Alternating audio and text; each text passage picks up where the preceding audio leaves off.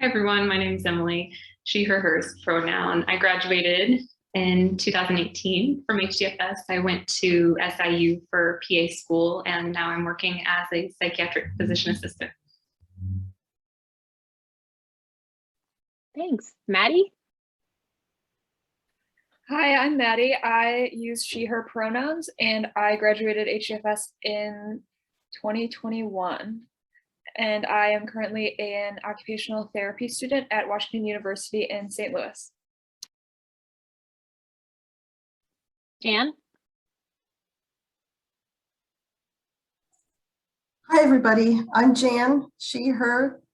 Gosh, I've been here for a long time. I'm an instructor in HDFS, so my job is teaching. And I started teaching some courses at Illinois here in 1992. And I was also, at the time, working in the Child Development Lab, the lab school on campus in our department with children. So that was fun. I teach full-time now, and I teach courses on lifespan development, the first course that you'll probably take in HDFS, and I teach HDFS 208, Children and Families with Special Needs. And I lead study abroad programs to South Africa, Zimbabwe, a couple of times. And I also just started a new course while we can't be going abroad because of the pandemic. We can do an internship with a team on child health in South Africa. Awesome, thanks Jan. And then Janice and then Elizabeth. Hi everyone, my name is Janice and I go by she, her, hers pronouns. I'm a junior here and I'm majoring in HDFS, and I also am minoring in Spanish, chemistry, and child health and well-being. And my career interest is to become a physician, specifically a pediatrician. Hello, my name's Elizabeth, pronouns she, her, hers. I'm a senior majoring in HDFS and minoring in IB. I plan to attend PA school after I graduate. Awesome, thanks everyone for introducing yourselves. And of course, we want to hear from the folks, the other folks joining us. So if you could maybe use the chat box, or if you're comfortable unmuting and speaking, whatever you prefer, tell us your name, your pronouns, and your career interests. And so if you have multiple career interests, feel free to share those. We'd love to read them. If you have one solid career interest you know you're pursuing, please either use the chat box or tell us verbally that that's your career interest. And if you want to do the raise hand feature, if you prefer to be called on, that's totally fine too, whatever you're comfortable with. And while you are either typing that up or thinking about a response, I have fun questions, and actually I'm going to open this up to all of our panelists. The first question I have to kind of get to know everyone is, what is your favorite day off activity or hobby? If we have a day off, what is your favorite thing to do?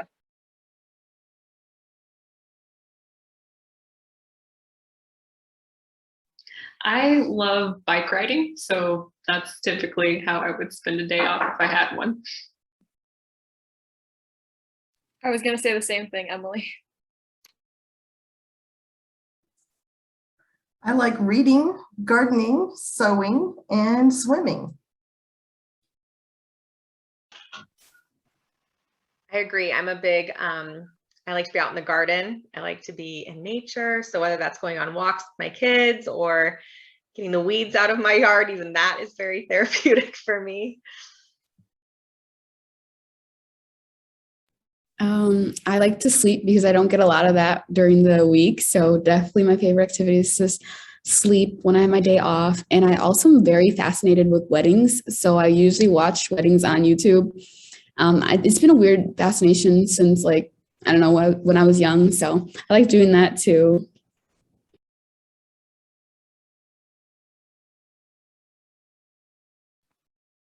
Awesome. I have to agree with bike riding and sleeping. Those are my go-to. So thanks for sharing, folks. And I see some people kind of posted in the chat a little bit, so I'll just read a little bit. Leah, she, her, interested in anything in the medical field broadly, so that's awesome. And Leah likes to watch movies, which actually I love to watch movies too, so thanks for sharing. Ariana, oh, and anyone, if I am not pronouncing your name correctly, please let me know so we can make sure we have the right pronunciation. Ariana, she, her, interested in child life or occupational therapy, interested in, likes doing yoga on time off. So that's really cool. Jennifer, she, her, a sophomore who actually just switched majors and will be an HDFS major in the spring. So exciting. Well, welcome, early welcome, Jennifer. Yay. Interested in child life. Awesome. And Jan mentioned also listens to and plays music for sure. Well, thanks for sharing, everyone. I have one more question. And again, opening it up to everyone, but then also our guests who are joining us tonight. But what excites you about working in a health or medical setting? So I do not work in a health or medical setting, so I'm going to pass this off to anyone else, current students, alumni, anyone currently working in the medical field, and of course, our guests. What are you excited about when it comes to a health-related career?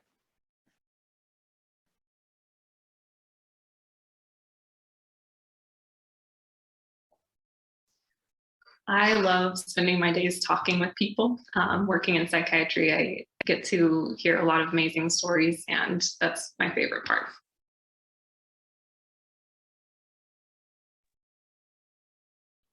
I think for me, it's there's never a dull moment.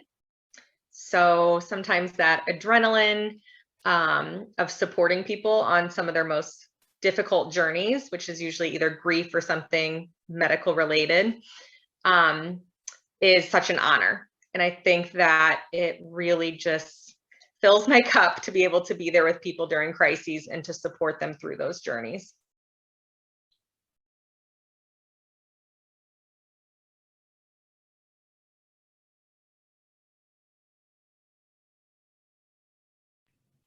I think for me, I'm very excited about being the representation that like a lot of, you know, young patients, because I specifically want to work in with pediatrics. And I know that when I was young, I had a Black doctor, and it was really nice to just see that representation and just be able to see like, okay, she also looks like me, so I'm going to be able to make it.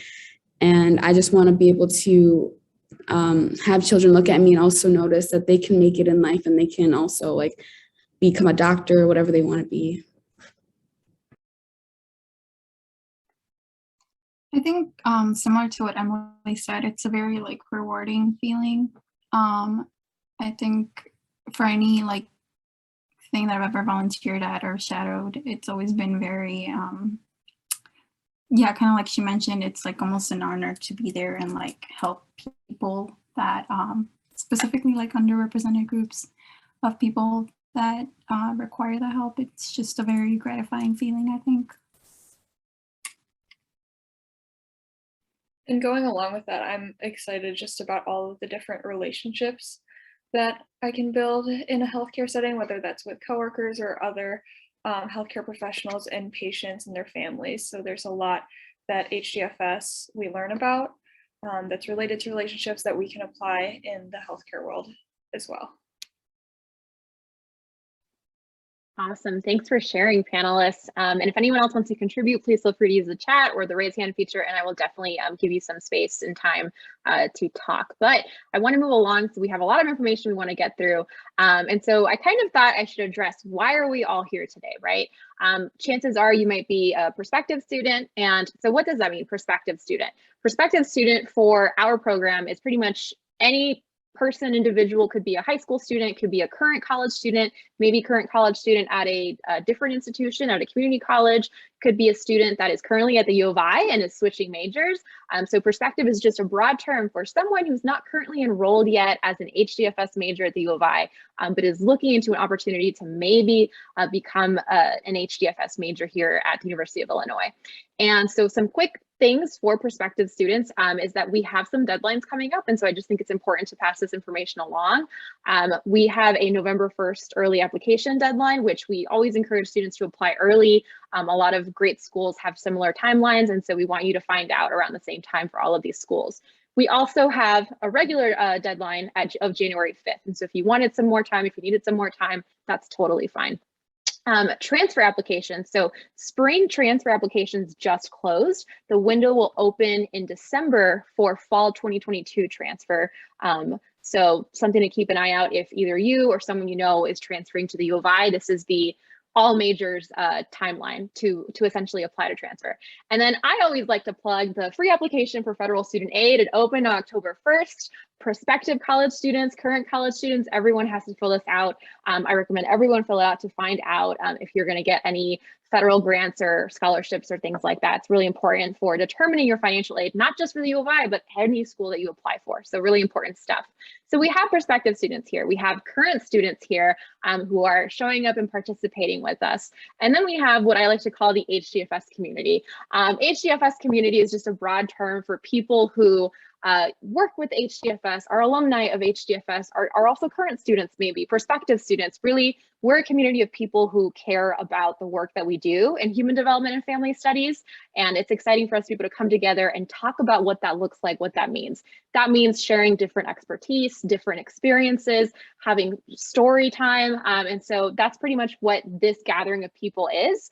And I'm really glad that we were able to have this group of people get together this semester. So let's kind of segue into, well, what are we talking about? We're talking about health careers. That's what we initially, when we invited students for this opportunity, you signed up to learn more about, okay, so if I want to go to medical school, you might have heard the term pre-med, pre-health, what does that mean, right? And so on here are several occupations, career paths that are pretty popular among students who either pursue HDFS majors or come to the U of I and in general might be interested in these career paths. You can do any of these career paths with HDFS. And I'm going to briefly go through each one and just kind of mention all of the many different areas or associations, specializations for these. We're going to have some time later to talk a little bit more about child life. So I'm not going to go into child life too much because Emily is here and she is a child life specialist, so she is the expert. But there's also dentistry. So you can go to dental school, right? You could do some specializations such as orthodontics, pediatric dentistry. Fun fact, I follow a pediatric dentist on YouTube, and he has a really cool life. So I get to see what that looks like. Medicine. So Janice mentioned she wants to be a physician. So that would be going to medical school. And I don't have enough on my slide to talk about all the many different areas of medicine and what that entails. Everything from infectious diseases to psychiatry to dermatology, podiatry. There's just so much to do in medicine. A lot of our students, I will say, are maybe interested in pediatrics, kind of like how Janice is, maybe obstetrics and gynecology, so working with women in health, working with children, but it could also be general medicine, right? So there's a lot you can do with medical school. We have a lot of students who are also interested in nursing. We have students who might transfer out of our program into the UIC nursing school, or we have students who actually complete their human development and family studies degree and then go on and get an accelerated bachelor's of nursing to practice nursing.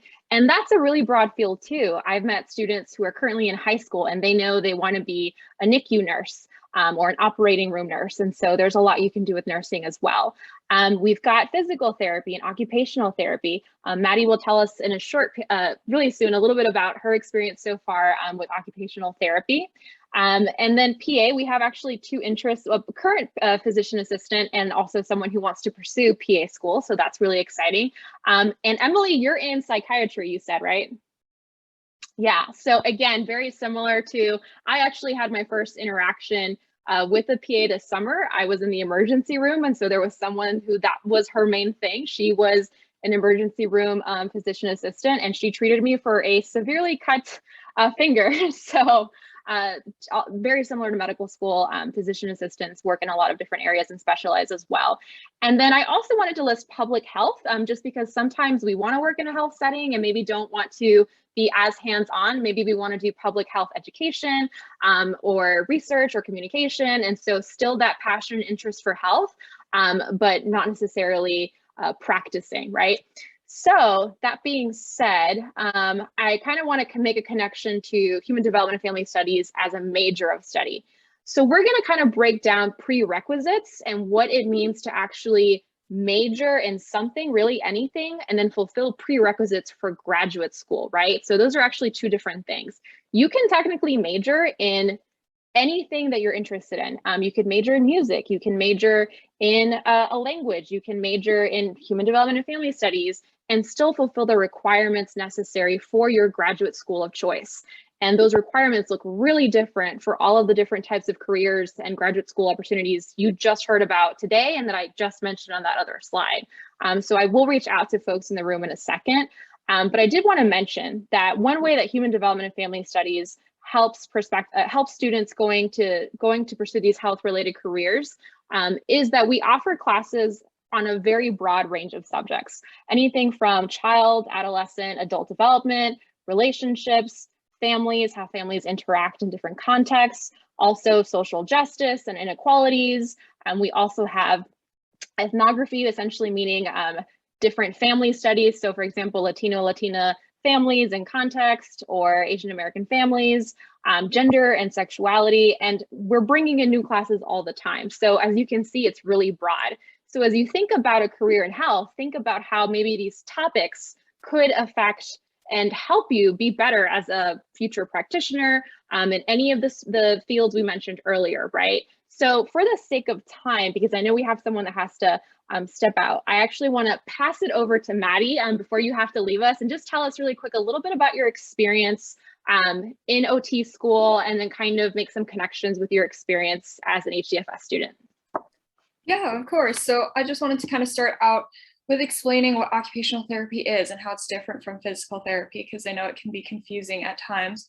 So occupational therapy really looks at how to help people do the everyday activities that they want and need to do, and evaluating ways to help people engage in those things regardless of their diagnosis or any other limitation that they might have.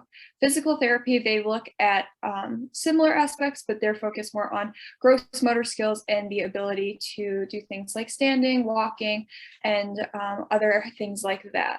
So in terms of my experience at U of I was a research assistant with Dr. Ogolski in the Heart Lab, which stands for the Healthy Experiences Across Relationship Transitions. And it deals with the maintenance and sort of dynamics of romantic relationships. Not always related to occupational therapy, but it was a very fun experience where I got to learn about different research sort of techniques, dynamics, things like that, and was able to apply it to a graduate assistantship that I was offered at the WashU. In terms of other experiences at U of I was able to go on a study abroad trip in South Africa, where I volunteered at a home for children with disabilities and got to kind of get a look at what a pediatric setting might look like in another country, because I am interested in global work. So HDFS really does have a lot to offer for health-related professions, and we have a really supportive group of faculty as well as students as a community. So definitely recommend. And I'm sorry I do have to leave early, everyone, but I wish you all the best in your applications and things like that, as well as current students as they go forward in their academic and professional journeys as well. Thanks, Maddie. Awesome. So I do want to go a few slides back because I had mentioned really briefly about prerequisites. Like, what does that mean? What does that look like? And I have actually one question for some of our panelists about, so current students, Emily as well, can you talk a little bit about what courses maybe you had to take to qualify for entry into your graduate programs, or what courses are you planning to take, those of you that are current students, to be able to enter graduate school?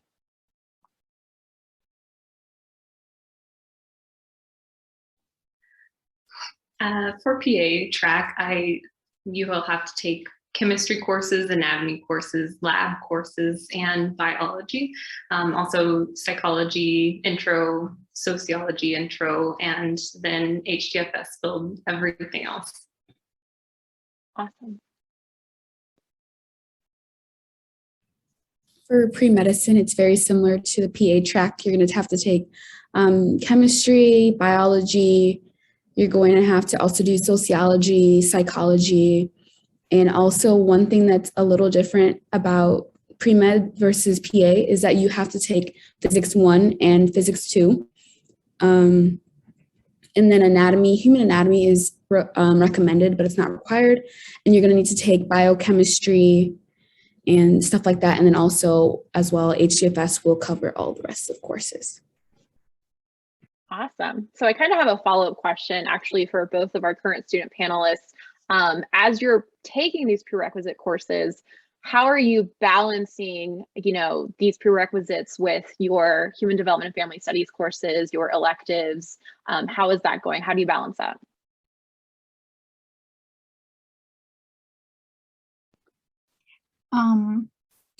I personally, I like schedules, so my semesters have a little bit of both major classes and at least one course from my that's a prereq. That usually helps so that your GPA is not flunked, and so that you're still completing your like major courses as well as like any prereqs that you might need. And then, yeah, so just kind of try and balance out the plate so that you don't have too much of one thing and then you're missing out of the other. Yeah. Yeah, for me, I would say that I think that taking HDFS classes with my prerequisites is a very good balance, mainly because for me, I find myself, like, I love the HDFS classes. I love learning about childhood development, love learning about, like, relationships and everything that HDFS has to offer. So it's really nice to have that on my schedule, along with taking, like, physics or chemistry. Those classes can really burn you out, especially if you're not, like, generally, like, if you're not, like, entirely interested in everything, because a lot of times, like, bio classes, we're learning about animals, and I want to work with people, I want to learn about people. So it's really nice to also have HDFS classes on my plate, because then I can focus on, like, okay, learning about the people, and then just getting down my bio and chemistry classes just to make sure I'm on the right track. Awesome. Thanks for sharing. So now we can go ahead and kind of go back to where we were earlier in the presentation, but I'd love to hear from our alum, Emily. Kind of tell us a little bit about what your day-to-day is like, if there's anything that you implement in your, not every day, but generally speaking, things that you remember from your experience with HDFS or U of I in general that you're able to use, either used in graduate school, used currently. Would love to hear about your experience. So as a psych PA, I work with patients on a daily basis. I do assessments, prescribe medications, do psychotherapy in our allotted time frame. So I work with a wide variety of different types of people, and I really love and treasure each interaction. So HDFS, I can't give it enough credit to the background that it gave me to do this job and to work with people in the way that I do today. And some classes that really come to mind, all of my development courses, infancy and childhood specifically, as well as family conflict management, really gave me a good insight to those family dynamics and dynamics that I work with on a daily basis, interactions between children and parents, kind of navigating that dynamic as well. And also giving me not only the physical background, but the emotional mental health background as well. And that's such a huge piece that HDFS gives in terms of healthcare. And I think that that's just such a huge part of healthcare and medicine and working with people. And it matters so much and gives you so much more information about interpersonal relationships, interactions with people. Thanks so much for sharing. I'm a little inspired, and one of the things that I like to do as I listen to people's stories is just make connections between things. And so I'm hearing Emily talk about just kind of what you learned and how you're applying that in your relationship building with people in your role. And I also think about what Janice said earlier when she answered that piece about what she's excited about when it comes to working in a health field, the representation, and it hits close to home for me. While I don't work in a health field, very recently, my father, who is a 68-year-old Cuban immigrant who is very against seeking health for cultural and just, he's getting older and all of these reasons. And actually, he and my mother told me that they had this most incredible experience with a young physician, recently graduated, who was able to speak their language, who was able to ask them really hands-on questions about, like, even gave them their cell phone, which I'm not saying you have to give your cell phone number out to be the best practitioner, but for them, given how scared they are a lot of times, English is not their main language, having a physician that has those kinds of bedside manners, has the ability to holistically look at someone I felt really great that my parents were being looked after and that they were taking their health seriously, because someone was able to give them the time and attention they needed to actually see the worth in that. And so hearing the stories students have about what they learn in HDFS and why they care about these topics, and you're applying it into your future career. So that's really exciting, and I can see the impact. So I wonder what that person majored in. So I kind of want to hand it off to our instructors. Emily and Jan mentioned earlier some of the courses they teach, and so I was hoping that you all could talk a little bit more about what you teach and like how you see that applied in just various careers like the ones we've mentioned.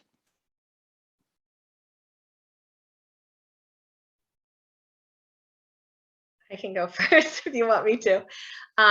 So the first class I started teaching was HDFS 408, which is a course that primarily focuses on how we support children in a healthcare setting. It can be specific to really anyone who wants to go into healthcare and work with children. I've really found that some of the students that get the most out of it are actually pre-med, pre-nursing, because just as one of the students said, so much of your education is so science-based. So when we get into this class, we really break down how to support kids from more of a psychosocial standpoint, as well as their families. It is a required course if you want to be a child life specialist, because you have to have a course taught by a child life specialist, which is me.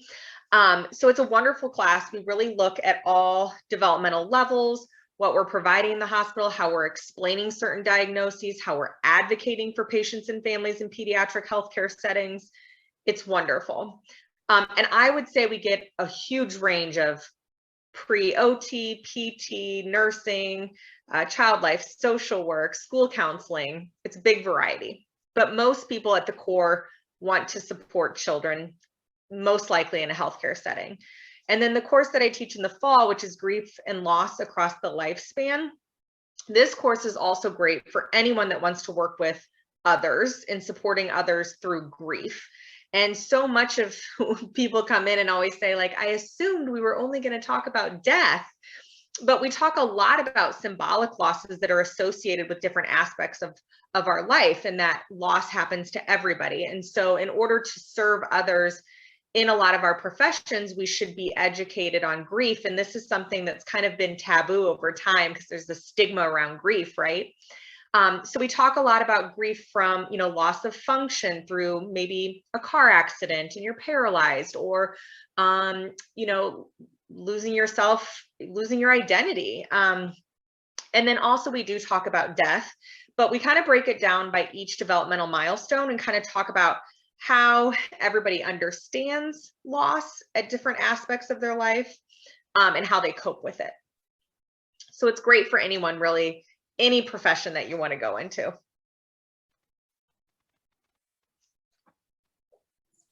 Cool. I'll jump in then. Again, I'm Jan, and I'll just go through the courses that I teach and some things that those courses bring to the table as well. Lifespan human development.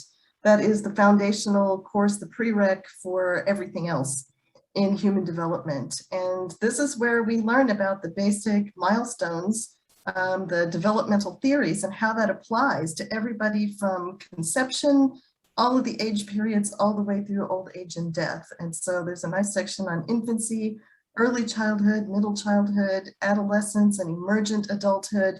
And then we finish the course with the adulthood stages.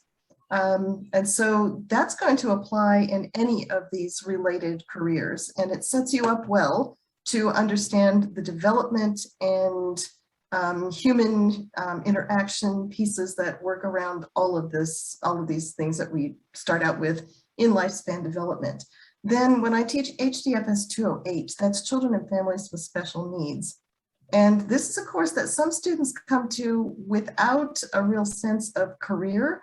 And by the end of the course, some of them begin to find where they're going to fit in those career goals, maybe just from what we cover in the course, and possibly from some of the guest speakers that I bring into that course. And I often invite former students to come to speak, if they can come to campus, and now to zoom in and join us in that course and just talk a little bit about how their work relates to children with special needs, disabilities, and also chronic health problems, because increasingly we have students that take this course that are going into medical sorts of careers, okay? And then in the pre-departure course and also the child health in South Africa online with the team internship courses. These bring you some immersion. And so we're taking what we know about human development and we're layering that in with social oppression and liberation and the histories of ourselves here in the US, but also some of the rest of the world, and particularly the African continent and South Africa or Zimbabwe, if that's the program that I'm teaching. And then when we work with people at the agencies that I send my students out to work with, these are all agencies that are looking after children's physical health and well-being, sometimes literacy, always looking at childhood trauma and emotional well-being. And so in those courses, when we go abroad and even in the online course, you get to learn about how the historical and current social constructs of that country and the communities and the big variety of cultures and ethnicities there come into play when it comes to taking care of our health and caring for children and families in particular. And so it really helps you become aware of looking at someone else's perspective, realizing that all kids don't grow up in families that have the same cultural, religious, family expectations for how children will be cared for. And they often don't have the same level of resources. And so we learn a lot about the context of that. And so I hope by the time students are finished with my courses, there's also a little bit of interest in perhaps doing something in your career that relates to international health. Awesome. Thanks, Jan. Jan, I always enjoy learning from Jan's classes because she really helps me as someone who didn't major in human development and family studies think about things in a global context, which is really exciting because I'm an immigrant and I'm always thinking about my culture and different experiences that my ancestors had. So thank you so much for sharing. I'm actually going to bounce back to Emily. Emily, I know you talked really briefly about child life courses required for child life licensing, but can you talk a little bit more about, we have a couple people who mentioned they're interested in child life, the day-to-day of a child life specialist and how the field is growing maybe? Sure. So I was an HDFS undergrad. And my master's is in social work, but basically as a child life specialist, our overall goal when working with patients and families, primarily children or 18 and under, is to reduce the stress that they experience in a healthcare setting. So that can be a hospital, a dentist office. It can be, we have people up at the Children Advocacy Center in Chicago where they're doing lots of different interviewing. So we really go wherever there's children. That's kind of first and foremost. Our goal is to, one, advocate for children and families. So having that background in all different cultures and ethnicities and, you know, faith beliefs and all of that to ensure that we're giving them the best family-centered care that they need. So we're advocates. Secondly, we do a lot of education. So if you kind of like, well, I like kind of being a teacher, but, you know, I want to work in healthcare, this is a wonderful field. So much of my job is talking to children about new diagnoses that they have. Cancer is a really big word, right? We have different tools that we use to explain diagnoses. And what we have found is when we can explain something in a developmentally appropriate manner, it increases their compliance. So it increases how well they do through a procedure. It increases their compliance with taking medication. It reduces rehospitalization. We do a lot surrounding grief and loss. A lot of children who get diagnosed with chronic illnesses are grieving that loss of function or that loss of participation, such as sports or peer activities. We also do in the moment grief support. So memory making activities, explaining to young children in the family what occurred in an accident, maybe that resulted in death. So basically how I explain it is I get to think like children all day long. I'm kind of like a little interpreter in some ways for children's brains, but I love it because basically what happens is a physician comes in and they're brilliant and they're wonderful, right? But they say things that just go right over children's heads, right? Like I have no clue what they're saying. And then in comes me, in comes the child life specialist. And I really break it down for them to help them understand what's happening. So you can work a lot of different settings. I worked primarily intensive care and cardiac intensive care at Lurie Children's in Chicago for 5 years. And then now I'm at Carl, PRN or as needed. It's different. At Lurie, it's a freestanding children's hospital. So we didn't have adult patients. At Carl, we're a community-based hospital that serves children and adults. So sometimes we'll get pulled in at Carl for cases such as young mothers who are newly diagnosed with cancer, for example, and their children need support in understanding that and what that journey is going to look like for them. There's never a dull moment. I love working with children. People always say, how do you work with kids? Isn't that so hard? The beautiful thing about working with children is they're super resilient, right? I have children who had a heart transplant and 24 hours later, we're up walking the unit doing a treasure hunt. With adults, it might take a little bit more nudging and pushing, right? Children love to laugh. Children love to play. I'm a big proponent of play therapy. We do that a lot in the hospital, normalizing the environment through play, processing the emotions through play. And so for me, that's what kind of draws me into child life more so than the adults or geriatric population. It's a wonderful profession. Did that help? Yeah, thank you so much. And I have some more follow-up questions, but I'll ask those during the Q&A portion. One last thing that I wanted to get in is our students' perspectives. And so students, as I know you mentioned a lot earlier about courses that you're taking, where your interests are, but if there's anything else that you want to add about how you're shaping your experience with the time that you have at the U of I, please feel free to share so that we can share that with future students.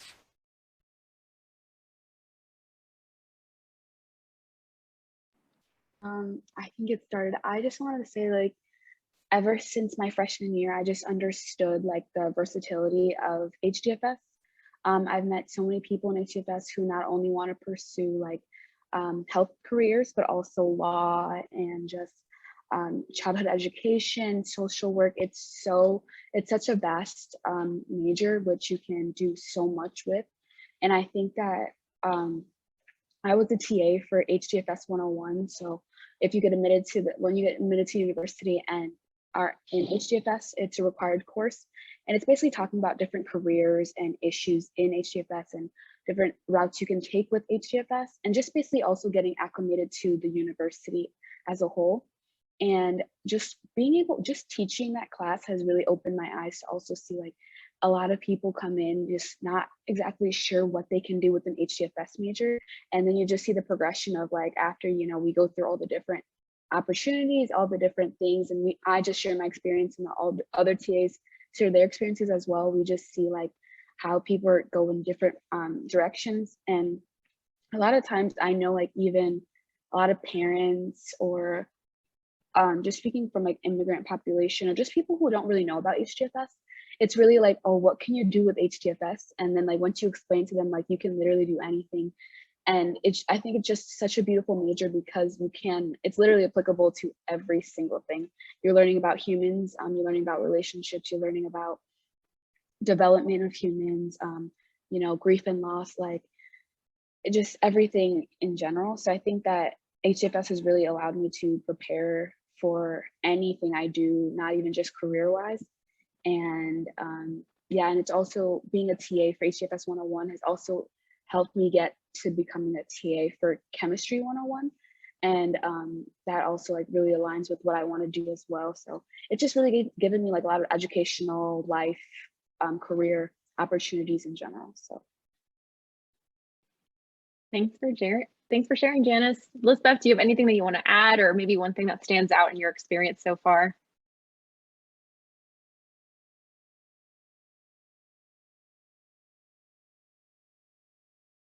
This is like not directly related to HDFS or like HDFS as a major. But yes, I agree with everything that Jenna said. I love HDFS because of that. But I think that there's a lot of RSOs out there that can get kind of tricky just because they're like so big, especially like health career wise. But I think one of the ones that really helped me solidify that I wanted to be in a health career is the global medical training one. And mostly because of the trip that we went on. And it was just a very, it was a very personalized experience with working with, you know, these very underrepresented populations and just seeing how they live in the lack of resources and access that they have to healthcare. Yeah, it was very eye-opening and in many ways a culture shock.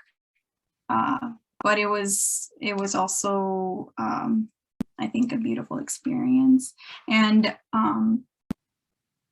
yeah, it really helped me solidify my decision to pursue this career and want to also work in like global work. And yeah. Thanks for sharing, Lisbeth. You make a really good, I think, final connection piece for me about these experiential pieces that we have available. I know when Maddie Yu was on here earlier, she talked about the internship she had, including research internships that actually helped her get an assistantship in graduate school. And if, an assistantship is essentially a job that you have to help pay for graduate school. So it's definitely great to be able to have that so that you have less debt. And so hearing you talk about, so RSOs are what we call registered student organizations. These organizations are like student clubs, right? And so participating in these, they also open doors to different experiences, networking opportunities, connections. You meet people like you who have similar interests and can share their experiences, and also the study abroad experiences. So like Jan talked about the trips that she does to South Africa and Zimbabwe, but also the virtual study abroad internship that she helped develop that also gives students an opportunity to make connections, increase that global learning, and also do an internship virtually. So we have a lot of different pieces in both HDFS and the U of I as a whole that can help you decide what kind of practitioner do I want to be in health, right? Which specific career, what opportunities, what am I good at, right? So thank you all so much for sharing these really great range of experiences. I'm going to shift over to the final portion of today with the time that we have left is really just Q&A. If anyone here today wants to ask a question in the chat, feel free. But I'm actually going to start with some of the questions that were asked ahead of time. And so I'm actually going to pass it back to Emily Hirth, because one of the questions that I have are, what are the steps towards becoming a child life specialist after graduating with a bachelor's degree? Great question. So it actually starts before you graduate, which is imperative because you need the bachelor's degree requirement, but you also need certain coursework. So here at the U of I, we have sat down and we have identified the classes that you need. So according to the ACLP, you need 10 college courses that land in the following areas, which is a course taught by a child life specialist, which is myself, 2 child development courses, a family systems course, a play course, a course on death and dying, a research course, and then 3 additional courses that relate to child development of some kind. So we can get you on that track at the U of I, which is wonderful. And then following getting that coursework, you then most likely to apply for a clinical internship. You'll complete a 600-hour clinical internship under a certified child life specialist. But typically in order to obtain one of those internships, you also need to do some sort of volunteer work with children in a medical setting. This has been very tricky with the pandemic, so they've been a little bit more lenient on this. But typically students who are at the U of I will volunteer at Carle Hospital and tell them that they want to work in pediatrics. So they'll kind of pair them in certain areas where they're working with children. So then once you get your 600-hour clinical internship completed, then you'll sit down for your certification exam. You can start working before you've obtained the certification. Most institutions will just say that you need to have it by a certain amount of time after being employed. So like a year into employment, you must have, passed the certification. Awesome. Thanks, Emily. And I know we actually have done a panel with different child life specialists in the past, which I will make sure to link to this video when I upload this. So students who want to know more about child life can check that out too. Oh, that's a great idea. I actually have a question for PA Emily, which is about how did you know or decide at what point what to specialize in, because you had so many options with PA school? So I really loved my HDFS courses, and I think that really paved the way for me to go naturally into psychiatry. I also really had a great inpatient rotation in my PA school and really, really enjoyed my psychiatric involvement during my program as well. So there were so many great options, and that's one of the pluses of being a PA is the flexibility too. So knowing that I can start in psychiatry and really enjoy it while I'm here, and then have the opportunity to either switch or stay if I really want to. So that was kind of how I ended up here. Awesome. Thanks. It's good to know that there's that flexibility, right? Because I think that's one of the selling points of the HDFS degree as well. I know, Janice, you alluded to this. There's so much flexibility. There's so much interest. We all just want to help people. So I have another question that's really for almost pretty much everyone here, because it's about when did you start the process of applying to or preparing for graduate school? So, besides the prerequisites we talked about, there's the actual application.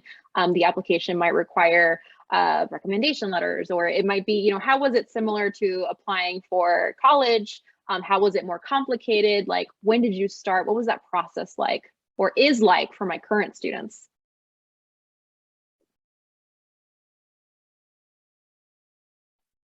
Start with PA's application process.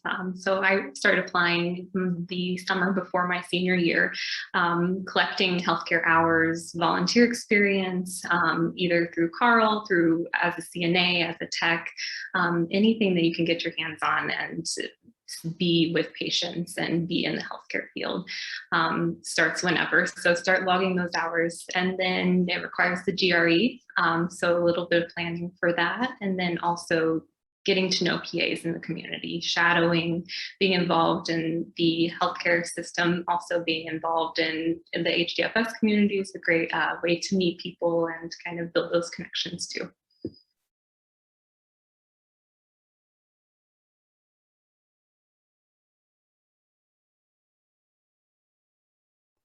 Yeah, I would say for pre-med, it's almost like applying to high school too, almost like the same timeline. So, I mean, not applying to high school, applying to college. So like when between your freshman, sophomore year, that's a lot of times when people start deciding like, oh, I want a career in medicine. So that's when you start taking, your prerequisites, the chemistry, the biologies, all of that stuff. And then also just getting acquainted with like your professors as well, because you are going to need letters of recommendation when you do apply to medical school. And then also during that time, like from your freshman to junior year, that's when you want to start like getting your hands on research if you can, volunteer hours, clinical hours, all of that stuff. And then a lot of times during the summer, there's great avenues for like summer internships, summer research. It's also a great way to also take classes to get ahead so that you won't have too much on your plate when you are applying for medical school. And typically, if you don't plan on taking a gap year, you want to apply, you want to have taken your MCAT by like April, May, because that gives you enough time to have your score back before, so like April, May of your junior year, and that gives you enough time to have your score back in time to apply for medical school. And the applications do come out like in the May-ish, June area of like each year. So your junior year, it's going to come out like May or June, and that's when you start applying. And then your senior year, that's mainly when you start going to interviews and all that stuff. And then, like, you know, just continuing the research and the shadowing that you were doing before. So it's very similar to high school or in college, in which, like, applying to college, in which, like, your junior year, that's when you start like really having to solidify what you want to do. And then your senior year, that's when you start sending in your applications and all that stuff. Thanks, Janice, and thank you for painting that timeline. That's really helpful, I think, for future students. One thing that I kind of wanted to tie in, I see that we're pretty much at time, and y'all had fabulous answers to the questions, but I want to kind of circle back really quick to the concept of HDFS community. Students, you are not alone in this process. Your peers, your instructors, even alumni that you're able to meet and connect, like at events like this. And especially also your academic advisors. There are people whose whole jobs center around making sure you're taking the right classes, taking advantage of opportunities. And we also have pre-health advisors at the University of Illinois. So you have additional support on top of that. So know that there's going to be a big group of people who just, you know, say, hey, I have a question, and we're going to be ready to help answer the question or find someone who will answer that question. So I think that's a really exciting thing. For any panelists, because we're at time, is there any final like tips, advice, or anything, final words that you want to share for the students on this call and for anyone who will be watching this video later? I think you said it very well, that this is definitely a wonderful community. We are here to support you and guide you into these, you know, professional endeavors. And so we take that very seriously, and we take very seriously that we have kind of a stamp on your education and your path. So you will be warmly welcomed. Absolutely, I agree with that. We are here to make your courses engaging and mentor you through that process of figuring out what it is you want to do with your career goals and how to get there. We're waiting for you. Awesome. Thanks, everyone. If you're here, there is a QR code, or if you're watching this video, there's a QR code on the screen.